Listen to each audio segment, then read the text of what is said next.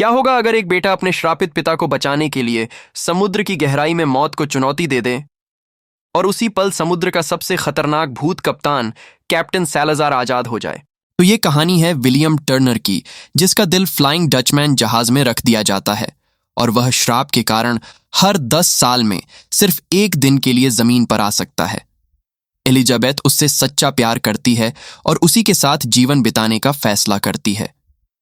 एक दिन के मिलन के बाद विल फिर आत्माओं को पार ले जाने के अपने कर्तव्य पर लौट जाता है। 10 साल बाद वह वापस आता है, तब तक उसका बेटा हेनरी 9 साल का हो चुका होता है। परिवार की खुशियां सिर्फ एक दिन चलती हैं और फिर विल को समुद्र में लौटना पड़ता है। जब हेनरी 12 साल का होता है तो वह अपने पिता की जुदाई सह नहीं पाता और उसे श्राप से मुक्त कराने का प्रण लेता है। वह समुद्र के श्रापों की खोज में लग जाता है और गणना करके पता लगाता है कि उसका पिता कहां से गुजरेगा। वह लाइट हाउस की रोशनी में नाव लेकर समुद्र में जाता है, अपने पैर में पत्थर बांधकर गहराई में कूद जाता है।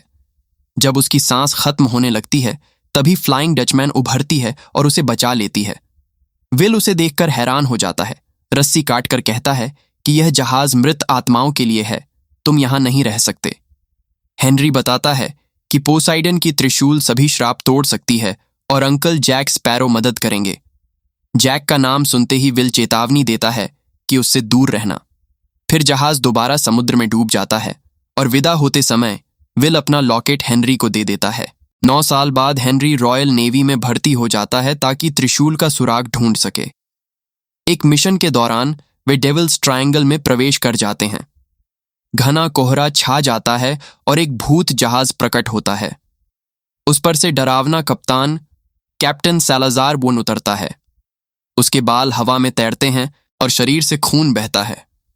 वह पूछता है कि क्या तुम जैक स्पैरो को जानते हो। फिर फ्लैशबैक में दिखता है कि कैसे युवा जैक स्पैरोस ने उसे डेविल्स ट्रायंगल में फंसा दिया था, जहां उसकी जहाज साइलेंट मैरी नष्ट हो गई और वह भूत बनकर कैद हो गया। श्राप यह था कि जब तक जैक अपना कंपास नहीं छोड़ेगा वे बाहर नहीं आ सकते।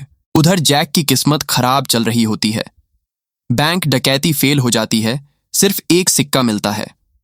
उसके साथी उसे छोड़कर हेक्टर बरबोस्सा के पास चले जाते हैं, जो अब बेहद अमीर है और अपनी जहाज क्वीन एन्स रिवेंज के साथ राज कर रहा है। बदकिस्मती में जैक अपना जादुई कंपास रम की बोतल के बदले दे देता है और उसी क्षण सालाजार मुक्त हो जाता है। हेनरी को पकड़कर फांसी की सजा दी जाती है। वहीं उसकी मुलाकात खगोल शास्त्री करिना से होती है, जो अपने पिता की खोज में है और त्रिशूल तक पहुंचने का रास्ता जानती है। दोनों मिलकर भागने की योजना बनाते हैं। जैक को भी गिलोटिन पर चढ़ाया जाता है, लेकिन हेनरी और उसके साथियों की मदद से वे बच निकलते हैं। वे एक जहाज चुराकर त्रिशूल की खोज में निकल पड़ते हैं। सालाजार बदला लेने निकल चुका है। बारबोसा पहले उससे डरता है, फिर सौदा करता है कि वह जैक को ढूंढने में मदद करेगा। सालाजार के भूत समुद्र में अजेय हैं, लेकिन जमीन पर आते ही राख बन जाते हैं। जैक और हेनरी शार्क हमलों से बचते हुए एक द्वीप पर पहुंचते हैं।